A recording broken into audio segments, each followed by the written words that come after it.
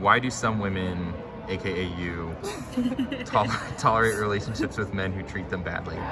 I try to see the good in them, and other people don't see that sometimes, you know? First question is it true that women like bad boys? Yeah. No. I like bad boys. No. I like dickheads. I'd say no.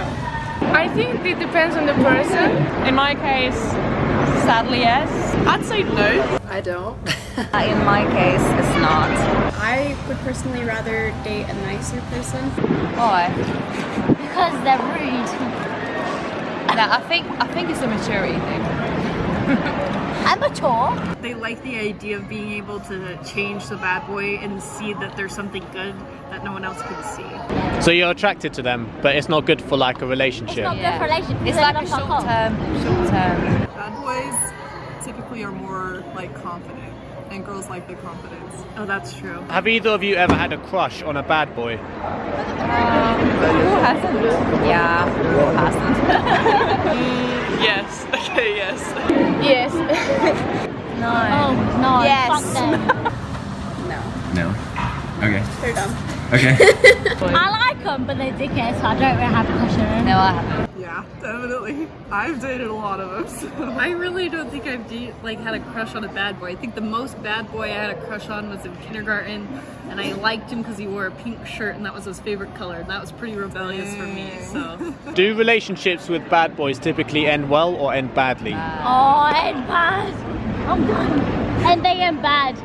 Badly, I'd say. I think they end bad. Bad, very bad. I would say it doesn't end well. Badly, of course. Yeah, badly. They bad boys. That's what they do. Why do some women choose the bad boy over the nice guy? What's the appeal there? Again, I think it's the confidence thing. I guess some girls like the chasing guys rather than the guys chasing them for a change. Because they're fun. Because they're and fun, you know yeah. what? They're interesting, isn't it? But like, I don't like bad boys, but they're interesting. Maybe they themselves can't be like that, and so they want to be like that. They make themselves seem more masculine. It's because they're cocky and they're a bit like, oh, like give you what you want, really. It's like they'll be the one to approach you, the nice guy won't necessarily, or he'll be like your friend, and so but he'll never make that next move to actually ask you out, and so the bad boy will think, yeah, he can do whatever he wants, so he's gonna ask you out. We should be in love with the nice guys, but we're not, and I have no answer to that, why that is. Should nice guys date women who have a history of dating bad boys, or just avoid them, do you think? Why not? I mean, the bad boys are the boys, not the girl. I don't think it matters in the history. If you like someone and you think it's going to work out, then go for it. I don't think that prejudging somebody based off of their past or maybe like people they've dated in the past is always a good idea. Well, I hope that I one day could date a nice guy. Yeah, I think every girl hopes to date a nice guy. I say yes. I say yeah. Because I guess it's good to show them that, you know, bad boys aren't the only thing that you should look for. There are bad girls just as there's bad guys, and the good guys will fall for bad girls just as easily as good girls will fall for bad guys. Totally. Is there an age where women stop dating bad boys and start looking for nice guys? Yeah, alright. Yeah, alright. 21, Like in your 22. 20s. Yeah, definitely. I say like when you pass the age of like 20 or something. I'm gonna say no. I don't think so. I don't think so. I think she might be in that age and I'm not. So, Maybe. yeah. Something like 30, 20, so much. Yeah. I think they start looking for a nice guy to share the life with. Every girl's always gonna think, no, I can change him, or they like that, again, that assertiveness of being just like taken and swept off their feet. No, because some people are just dumb. But I'd say the average... Like generally. Like generally- is there a time where that starts to wane out? I feel like once you start getting into your early 20s, like, I say like 23, 24. Why is it that there's a certain age and then They it get sick of them. They get sick of the bad boys and their habits and Yeah, we want more, we want passionate, good relationship without these bad boy habits. If a guy wants more female attention, should he ditch his nice guy attitude and act more like a bad boy? No. No.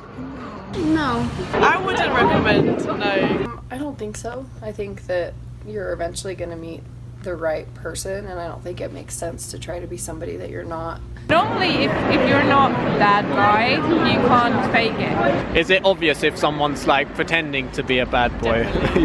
Yes, definitely. Maybe he'll get more attention, but not from the right kind of girls. I find like if someone's really nice and like opens the door for you or is nice to other people, that attracts my attention. Treat her like a princess, but also like actually like go for it. Go for what you want. Yeah.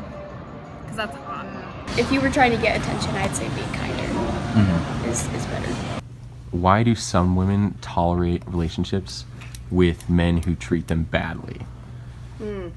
That's a golden question. Right? They're desperate. When you love them, They'd rather be with someone than they're stuck in it. Is it like denial, kind of? Yeah, like, We like to feel protected and we like to feel like we're in a relationship. First, the relationship must be glorious and very good, but then in little steps it goes worse and worse. They like the companionship, they like the look of like having a boyfriend. They don't love themselves first, so they try to get someone to love them to fix that, but that's not really realistic.